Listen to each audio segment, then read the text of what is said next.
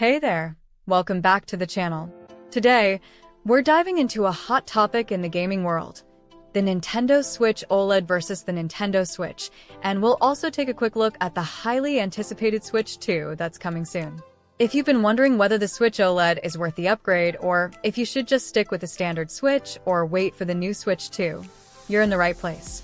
We're going to cover everything from the new display differences to performance, battery life, design changes, and of course, the future of Nintendo with the Switch 2. So, whether you already own a Switch or you're thinking about buying your first one, we've got you covered.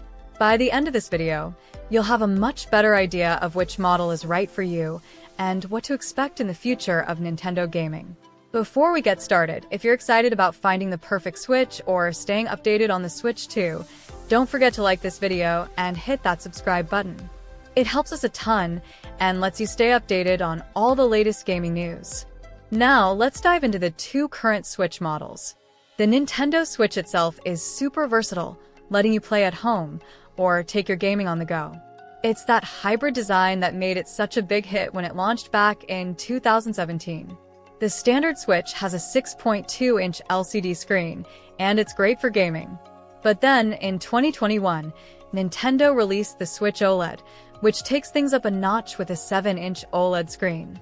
And let me tell you, the difference in picture quality is huge. The colors are more vibrant, the blacks are deeper, and everything just pops. If you're someone who spends a lot of time playing in handheld mode, this is a game changer. The Switch OLED really stands out in terms of display, and it's clear that Nintendo made this one for gamers who want the best portable experience. But is it worth the extra money, or should you stick with the standard Switch? Let's find out. By the way, if you're loving this comparison so far, drop a thumbs up and smash that subscribe button for more content like this. When it comes to performance, both the Switch and the Switch OLED are nearly identical. Both consoles have the same NVIDIA Tegra X1 chip, which means that when it comes to gameplay, you're not going to see any major difference in how games run. Whether you're playing Zelda, Breath of the Wild, or Super Mario Odyssey, the performance is going to be almost the same. The Switch OLED does have a slight edge when it comes to sound. It has upgraded speakers that offer a richer, fuller sound when you're playing in handheld mode, so your games will sound a lot better without headphones. It's not a huge difference, but if you're like me and play games in handheld mode often, you'll notice the improvement. The sound quality makes everything feel more immersive, especially if you're in a quiet place, like on a plane or a train. Battery life is another area where the Switch OLED offers some noticeable improvements. The Nintendo Switch OLED can last between 4.5 to 9 hours on a full charge, which is about the same as the original Switch, but in practice, I've found that the OLED model feels a bit more efficient. The screen is bigger, but it doesn't drain the battery as quickly as I expected. It's still going to depend on what game you're playing, but in general, you can expect to get through longer sessions without worrying about recharging. It's especially helpful if you plan to take your Switch with you on long trips, or if you're using it as your primary device for gaming while traveling. And now for a little fun, if you're already picturing yourself playing your favorite games on the new Switch OLED, hit the like button and subscribe for more fun comparisons like this. One of the biggest selling points of the Switch OLED is that gorgeous 7-inch OLED display. The colors are so vibrant, and the deep blacks really make the games pop. It makes everything look so much sharper and more detailed. Whether you're exploring the wilds of Zelda or getting into an intense Mario Kart race, everything just looks a little bit better on the OLED screen. The extra screen size, combined with those better colors, gives the console a more premium feel. It's a great upgrade for anyone who spends a lot of time playing in handheld mode.